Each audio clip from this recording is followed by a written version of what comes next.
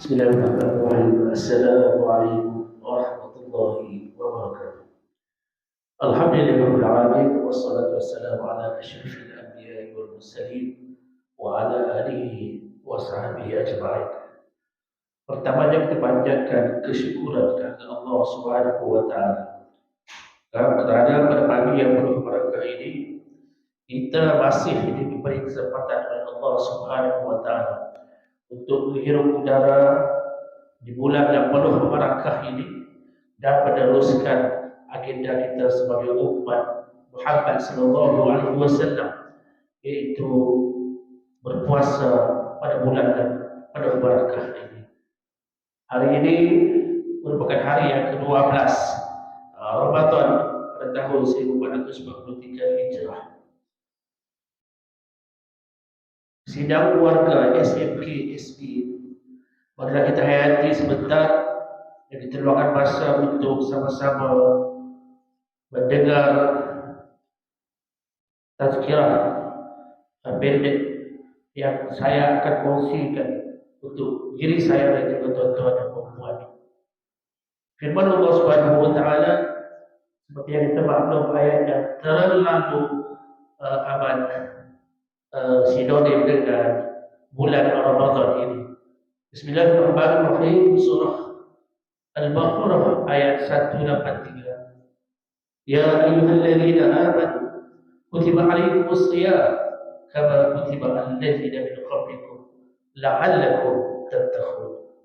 Wahai orang-orang yang beriman, diwajibkan atas kamu berpuasa sebagaimana diwajibkan atas umat-umat terdahulu sebelum kamu, agar kamu bertakwa. Warga SMK SD, apa yang disebutkan dalam ayat ini ialah di akhir ayat itu, la'allakum tattaqun. Kita berpuasa dan tujuan dan juga objektif kita tentulah la'allakum tattaqun. Ulama telah memperkatakan, ulama tafsir telah berkatakan tentang la'allakum tattaqun. Kataan la'alla ini dalam bahasa Arab disebut sebagai ta'lil, iaitu alasan. Alasan kita akan kerana puasa itu, alasannya ialah untuk mencapai darjat takwa.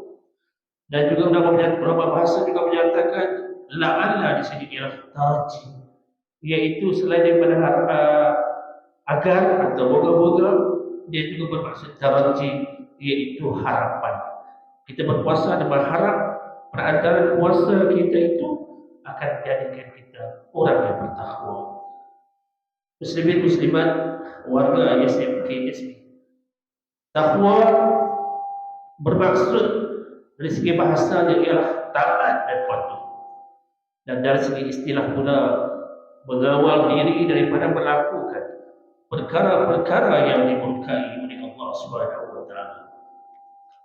Penting untuk kita ketahui bahawa kalimat pendekatan takwa ini diungkapkan dengan dua hal yang sangat indah. Pertamanya kalimat la'allakum, dan yang keduanya iaitu takwa. La'allakum adalah harapan untuk kita mencapai, dan jika diikuti dengan kesungguhan, insya-Allah dengan penuh ikhtiar, dengan penuh keseriusan, kita akan menuju kepada darajah takwa. Kecuali kalau kita tak betul-betul untuk bersungguh-sungguh, atau yang selalu kita sebut di SMK sudah baik ini, iaitu tak itqan, maka kita tak akan mencapai darjah takwa. Jadi harapan itu akan hanya tinggal harapan sahaja. Seperti Rasulullah SAW menyebut, Inna Allah yuhibbu idza amila ahadukum amalan an yutqinah. Sesungguhnya Allah Subhanahu wa taala menyukai apabila seseorang itu melakukan pekerjaan, melakukan ibadat, dia melakukan dengan penuh kesungguhan, iaitu itqan. Itqan apa maksudnya? Iaitu iltizam, atau kita sebut sebagai committed. Bukan committed, dan committed, bersungguh-sungguh. Ada orang yang bertakwa akan melaksanakan ibadah yang diamanahkan dengan itqan.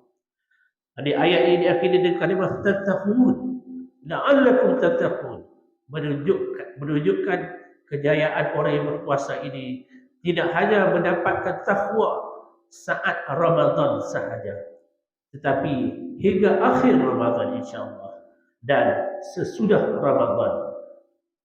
Orang yang bertakwa insya-Allah akan selamat. Selamat untuk dirinya di dunia dan di akhirat dan dapat menyelamatkan orang lain insya-Allah. Menyelamatkan rakan-rakan, sahabat, saudara, keluarga dan juga seluruh umat insya-Allah. Bila pun berkatakan tentang takwa, apa itu takwa? Banyak ayat Al-Quran dan saya penting ayat Al-Quran daripada surah At-Talaq, iaitu ayat kedua, ketiga, keempat dan kelima yang berbicara tentang siapakah orang-orang yang bertakwa. Bismillahirrahmanirrahim. Yang pertamanya, wa may yattaqillaha yaj'al lahu makhraja. Ayat yang kita sinonim dengan kita, orang yang sebut ayat 1000 dinar lah, ayat apalah. Wa may yattaqillaha yaj'al lahu makhraja. Itu adalah kelebihan dan faedah kepada orang-orang yang bertakwa. Apa maksudnya? Pertama, dia akan membukakan jalan keluar, makhraja. Jalan keluar apa? Jalan keluar dari segala perkara yang menyusahkan. Dalam ayat lain Allah sebut wa may yattaqillah, sambung dengan yaj'al lahu makhraja wa yarzuqhu min haitsu la yahtasib. Itu yang keduanya. Jadi orang yang bertakwa Allah akan berikan rezeki dari arah yang tidak disangka-sangka. Yakni rezeki yang tak terlintas pun di hati kita. Insya-Allah kita akan direzekikan oleh Allah Subhanahu wa taala dari segenap manusia. Dalam ayat yang lain Allah sebut wa may yattakhillah hayaj'al lahu min amrihi yusra. Itu yang kedua kelebihannya. Bila orang itu bertakwa, dia akan menjadikan kemudahan baginya dalam segala urusannya. Allah akan permudahkan segala urusannya. Jadi orang yang bertakwa dia tak akan susah hati. Dan yang keempat Allah sebut wa may yattaqillaha yukaffir anhu sayyi'atihi. Barang siapa yang bertakwa, nescaya Allah Subhanahu wa taala akan yukaffir anhu sayyi'atihi, yaitu menghapuskan segala dosa-dosanya. Walaupun kita tahu kita memang bukan maksum seperti rasul-rasul. Kullu bani Adam khata'un wa khairul khata'in at-tawwabun. So kita kena bertaubat. Tapi insya-Allah kita bertakwa sampai derajat takwa, Allah akan ampunkan dosa-dosa kita yang lepas. Dan yang kelima daripada ayat Al-Quran surah At-Talaq juga Allah menyebut wa may yattaqillaha wa yu'allimhu lahu ajra. Yakni yang kelima ini faedahnya ialah orang-orang yang bertakwa dilipat gandakan pahala amalnya, apatah lagi di dalam bulan yang penuh barakah, bulan Ramadan ini. Muslimin dan muslimat, jadi amalan yang baik yang perlu diperbanyakkan selain yang diketahui dalam bulan Ramadan, sahur, solat tarawih, dan selain daripada kita menahan lapar dan dahaga, kita amalkanlah sahur. Rasulullah anjurkan kita supaya bersahur. Rasulullah kata, aku bersahur dengan ahliku, dengan keluarga. Dalam sahur penuh keberkatan. Walaupun rasa berat nak bangun, bangunlah. Penuh keberkatan. Tak ada dalam bulan lain. Tak ada dalam bulan lain sahur ini. Bangunlah walau hanya untuk meminum seteguk atau secawan air. Ambil barakahnya. Tak ada dalam bulan lain. Solat tarawih tak ada dalam bulan lain. Jadi kita rebutlah peluang baki Ramadan selepas hari yang ke-12 ini. Sebab dalam ayat yang tadi di belakangnya dia kata ayyamul ma'dudat, iaitu hari-hari yang telah ditentukan. Kita ada Allah bagi sebulan dalam 12 bulan itu kita rebut peluang ini. Okey, yang lainnya yang biasa kita lakukan ialah tadarus. Allah sebut syahrul Ramadan alladzi unzila fihi al-Quran hudan lin-nas wa bayyinatin minal huda wal furqan. Jadi Al-Quran ini diturunkan dalam bulan Ramadan yang menjadi petunjuk bagi sekalian manusia, yang menjadi keterangan dan menjelaskan petunjuk dan perbezaan antara yang benar dan yang salah. Peluang inilah kita rebut, dan yang hendak saya highlightkan di sini ialah yang mudah kita buat. Yang keduanya bersedekah, banyakkanlah infak. Sepanjang bulan Ramadan ini kita tahu di hadapan pejabat sekolah kita itu disediakan tabung untuk diisi. Dan gunakan kesempatan ini dan bulan penuh barakah ini dan bulan yang dilipat gandakan ganjaran pahala untuk bersedekah, membantu rakan-rakan kita yang memerlukan. Karena Nabi sallallahu alaihi wasallam ajudan nas wa ajudan ma yakunu fi Ramadan. Sesungguhnya Rasulullah sallallahu alaihi wasallam adalah seorang yang paling pemurah dan menjadi lebih pemurah pada bulan Ramadan. Qila fa in sadaqa afdal ya Rasulullah, qala sadaqatun fi Ramadan. Apabila ditanya kepada Rasulullah, apakah sedekah yang paling afdal ya Rasulullah? Rasulullah sebut sedekah di bulan Ramadan. Banyak benda yang kita buat, hadis-hadis lain. Hari bab sedekah ini teringat saya tekan hadis Rasulullah SAW tentang kelebihan sedekah. Apatah lagi di bulan Ramadan ini.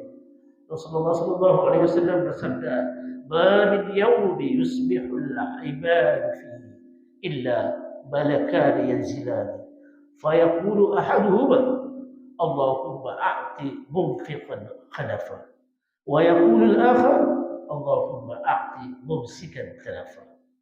Rasulullah menyebut tidaklah seorang hamba itu di setiap harinya memasuki waktu pagi melainkan terdapat dua malaikat yang diturunkan. Kemudian berdoa salah satu malaikat itu, Allahumma a'ti munfiqan khalafa. Ya Allah, berikan ganti bagi setiap orang yang berinfak. Dan malaikat yang satu lagi juga berdoa, Allahumma a'ti mumsikan talafa. Ya Allah, berilah kehancuran kepada siapa sahaja yang bakhil dan enggan berinfak. Jadi kita ambillah peluang pada bulan penuh barakah ini untuk menambah amal kita. Tuan-tuan dan puan muslimin yang dirahmati Allah, ingin juga saya pesan kepada diri saya dan tuan-tuan, yaitu pendekatan terhadap larangan-larangan ketika berpuasa. Kita tak mahu puasa kita menjadi sia-sia. Rasulullah sebut arubba sa'id laysa lahu min siyamihi illa al-ju' wa rubba kha'ibin laysa lahu min khiyamihi illa as-sahar. Boleh jadi orang yang berpuasa itu tidak mendapat apa-apa daripada puasanya melainkan lapar, dan boleh jadi orang yang berkhiyam bangun khiyamul lail tidak juga mendapat apa-apa daripada khiyamnya melainkan hanya berjaga malam. Ini antara sebab punca sia-sia ini banyaklah. Antara lain Rasulullah sebut, barang siapa yang tidak meninggalkan perkataan keji serta mengamalkan perkataan-perkataan yang tak elok, maka Allah tidak berhajat orang itu meninggalkan makan dan minumnya. Apa maksudnya? Falaysa lillahi hajatan ayyad'a ta'amahu wa syarabahu. Jadi kita puasa, kita tahan lapar dan dahaga, Allah tak ada lapar dan dahaga kita kalau kita tak jaga mulut kita. Jadi kita perlulah menahan diri kita selain daripada hanya menahan lapar dan dahaga. Dalam hadis lain Rasulullah sebut, laisa siyam minal akli wasyarab, innama siyamu minal lagwi wal rafas. Puasa bukanlah hanya menahan diri daripada makan dan minum, akan tetapi puasa adalah dengan menahan diri dari perkataan-perkataan yang melalaikan dan melecehkan. Tuan-tuan dan puan, kesimpulannya untuk hari ini, terdapat orang yang sah puasanya. tetapi tidak diberi padanya pahala. Justru amat penting dalam ibadah puasa dua perkara. Kita ingat dua benda ini. Pertamanya, memelihara daripada batalnya puasa. Kita jaga diri daripada batalnya puasa. Dan yang kedua ini juga penting, memelihara diri daripada batalnya pahala puasa. Pahala puasa pun boleh batal. Jadi kita jaga diri kita, saya jaga diri saya, tuan-tuan jaga diri tuan-tuan, dan kita sama-sama jaga ahli keluarga kita, dan sama-sama saling berpesan. Aku qauli hadza wa astaghfirullah li wa lakum. Wabillahi taufiq wal hidayah. Assalamualaikum warahmatullahi wabarakatuh. Semoga puasa kita menatijahkan dakwah atau menatijahkan takwa sebagaimana yang dinyatakan dalam Al-Quran. Sekian, wassalamualaikum warahmatullahi wabarakatuh.